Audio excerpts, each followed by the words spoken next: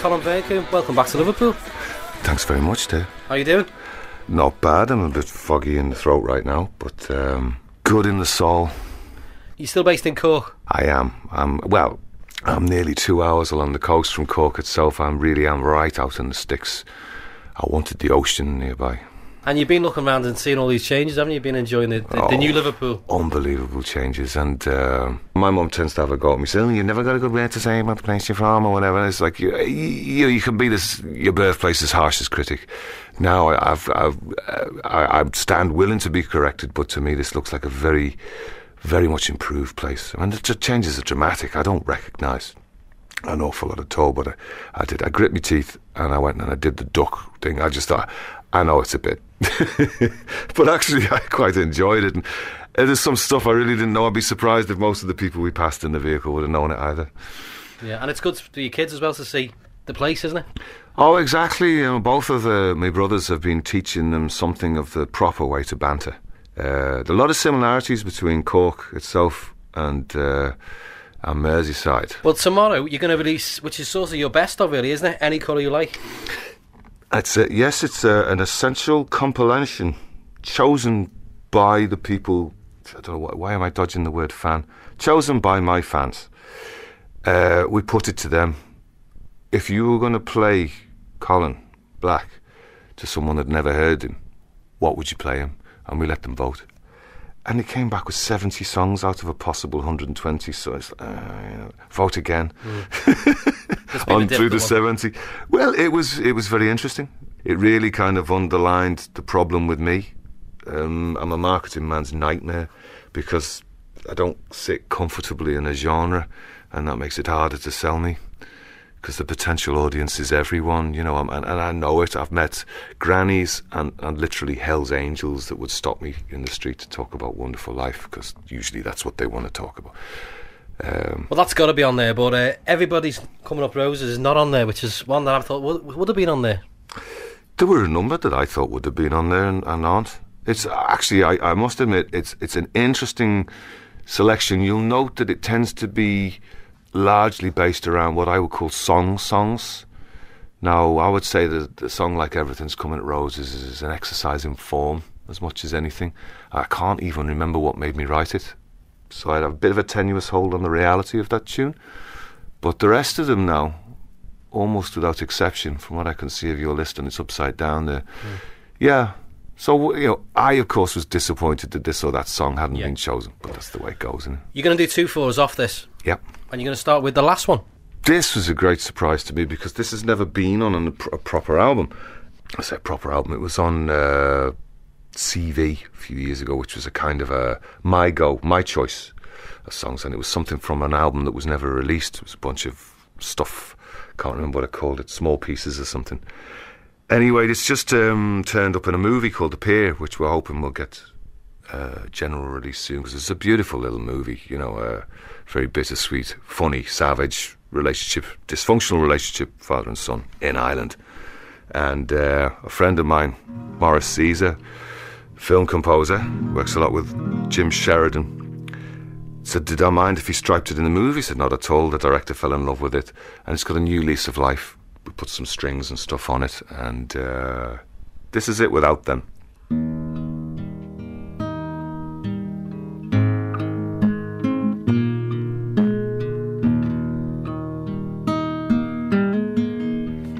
I can't find my way home, but it's still a place I need to be.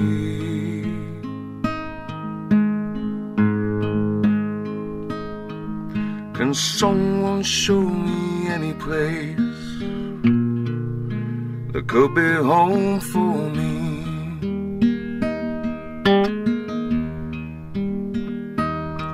Not back there in the north, in the windswept bitter cold, with the sidewalk growing grass where we would only grow old.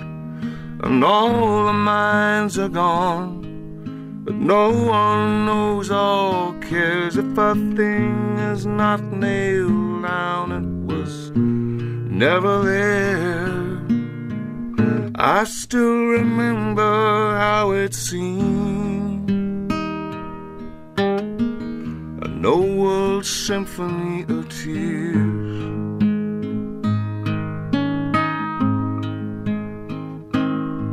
And now what I want's always beyond my reach, and where the river bends.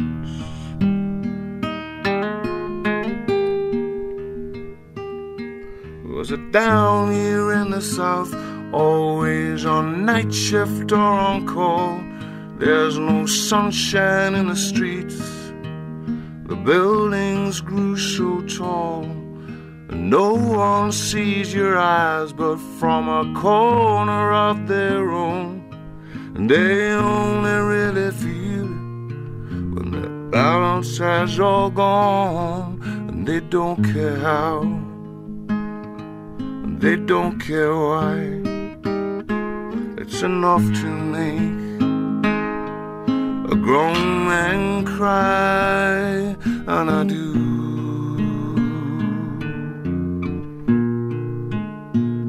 What's it to you if I can't find my way home? But it's still a place I need to be.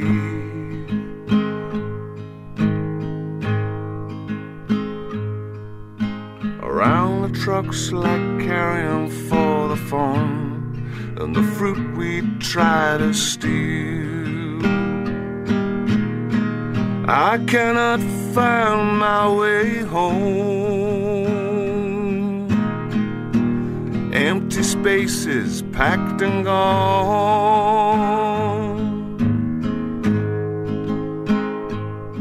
as if what I want's always beyond my reach, where the river bends, where the river bends.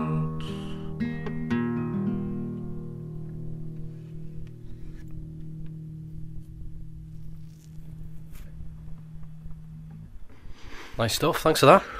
Marvellous. This is going to come out as a full package, really, but there's quite a few things apart from the CD. It's funny, we had the idea, we put it out there, people got very interested in getting involved. I mean, people that are sort of nominally interested in me anyway, and it's just grown. It's gone along. We've got the artwork looks spectacular. I don't think I've ever liked looking at myself quite so much, and I'm not gnarly or... Well, the documentaries, have they inspired you to bring this together with the best of? Is that what sort of kick-started it? I thought I'd already done the summing up. When I got to Ireland, it was when I started really getting into the writing for Between Two Churches in earnest. But it seems that there was a lot more to happen. I mean, my life got turned upside down in the last 2 years. To be honest, I've had a damn good kicking. My experience of it has not been as bad as I might have thought it was going to be. And things just seem to be lining up in a better way. So, yes, we did a documentary. Go on, ask me what you like. Let's just go there. And it was not a particularly easy day. I like the documentary, what I've seen of it. I'm looking forward to seeing more of it, because it talks about the writing side of it. And you're 50 next year. I am. With this as well, you've got Black on there, but you're starting to use Colin Vearncombe now within these songs. Well, to be honest, yeah, I mean, Colin Vearncombe as a name is a gift in internet terms, because you dial that in, you don't even have to spell it right. Well, do you resent the fact that you didn't use it from the start? I think no one would have ever remembered me. I mean, no one can say it. Even my family say it in different ways from one person to the next. People just look at that number of letters and it makes them go dyslexic. I can see it happening when they do it, and that's a marketing problem. So I use both, if I can be synonymous. Water on Stone is a very personal record. There's a lot. There's obviously a lot going on, which has come through in the writing. It was even more strange and extreme than that, because without getting into a kind of Hello Magazine type interview, I've been in a kind of I've been seeing a psychologist for 18 months. I had 2 marriages go belly up now, and I was damn certain I did not want to go through this again, and I must be in some way complicit in this. What am I doing that's not working? And we went in there and started on this whole thing. And she got a bit freaked out because she's the psychologist. She's bought all my records, which is a bit weird. She stalks me. She says she thought we'll listen to the interviews. Does that make it easier for the process when you're going in? And you she says so. Yeah. Well, she's a big Leonard Cohen fan, and she says you're as good as he is, which is a big blast for me. So I don't know if that was professional. So is this relationship developing more than on a? Oh no, she's very happily married, etc. It's just really curious for me because most weeks I go in there, I get a good kick in. Sometimes I get an ego massage. And in my case, she said, for the last 5 years, the only part of you that hasn't been in denial was the bit of you that writes songs, because I can't believe that part of you didn't know something of what was going on. To write these songs, they're too eerily prescient, is what she said. Was it more of a cathartic process to write the songs and get them and listen back to them now and get it off your chest? You see, there was nothing wrong. Those songs were written over a period of a few years. It's just that anyone that knows what happened to me in the last 2 would not believe that those songs were written and recorded before. Life imitated art. There's also another interesting bit which I must ask you about. It's in the docu where Callum says, he talks to you about you've always hated the self-destruct nature of some of your fellow Liverpool musicians. Who were you thinking about when you said that? No, I'm thinking about that expression. What I looked back and I thought, God, we didn't spend a lot of time sitting around talking about being in a band and not doing the work. I had a record producer say to me one time that I was the only person from Liverpool that had never tried to tell him how to do his job after they'd done their own job. I didn't know whether to take that as a compliment or as something else at the time, but he said it just made it easier for him to do what he's there to do. And if you don't like what I do, then you should sack me. But, the whole idea of having a dog and barking yourself was what he was driving at. Who in particular did you have in mind when you were thinking about the Liverpool side of it? Oh, well, there was a lot of people I knew that you could slot in there. Are you more relaxed now because there was a period when you didn't want to go on stage and perform? Well, to be honest, I never really did. If you catch me 10, 15 minutes before, I don't want to be on that stage. No, it's just remind me why I do this. But yeah, I get over that very quickly. It's the adrenaline is there. Adrenaline makes me feel very uncomfortable. I'm not big into extreme sports, skiing, water skiing, any of that kind of stuff. I don't drive cars fast. I drive cars safe.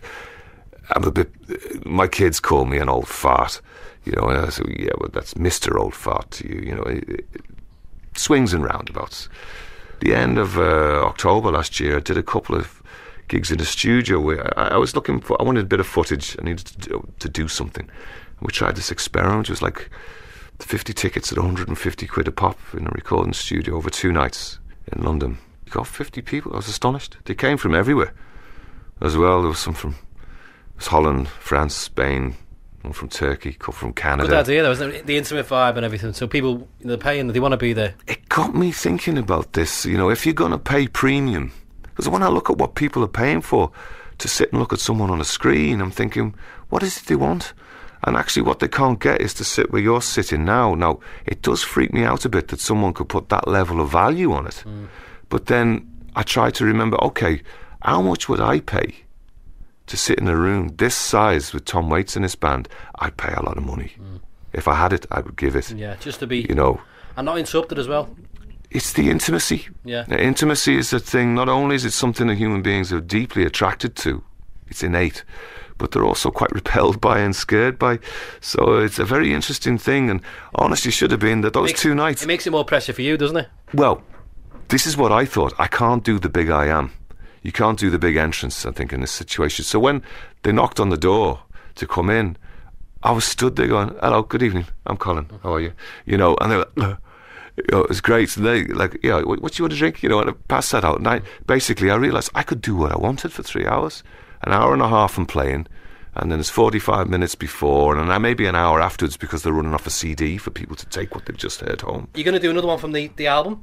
Yeah, I'm going to have a go. What are you going to do? Tomorrow is another night, which has got a very interesting remix approach on the album. This is just me and this rather lovely new guitar I've just bought while I've been over. It's Belgian John is a so-and-so. That will mean something to some people.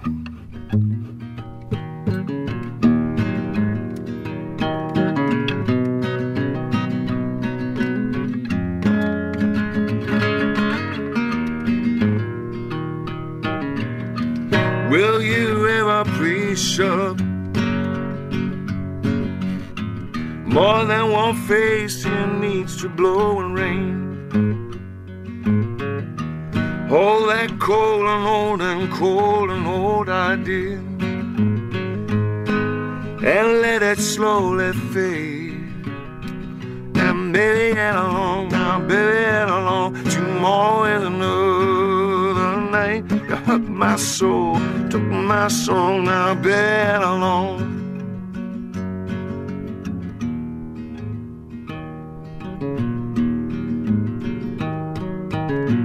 You're just annoyed that you won first.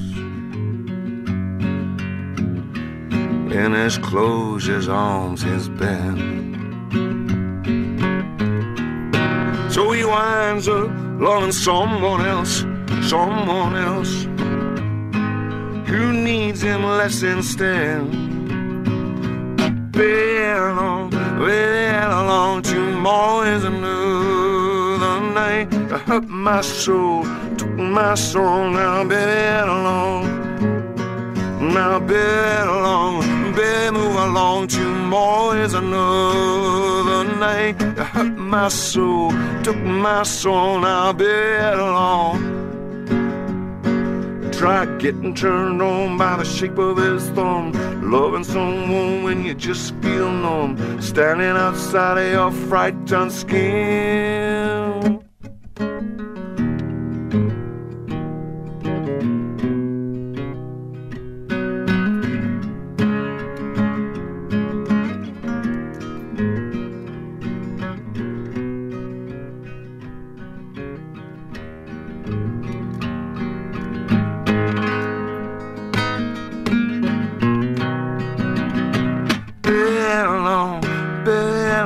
Tomorrow is another night. You hurt my soul, took my soul. Now baby, along, now baby, along.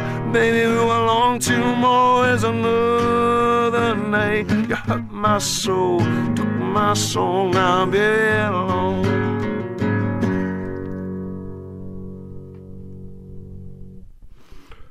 Thanks for that. Great stuff. I think you're very welcome, David. All the best with the album. Thank you very much. Thanks Cheers, for having thanks me. a lot. Cheers, man.